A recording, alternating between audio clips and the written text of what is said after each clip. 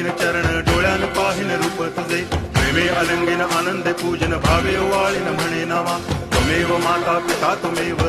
बंधुश्च सखा त्वमेव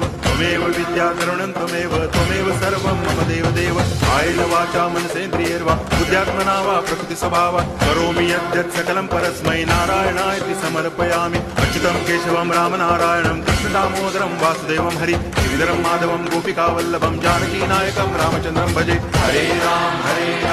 राम राम हरे हरे हरे कृष्ण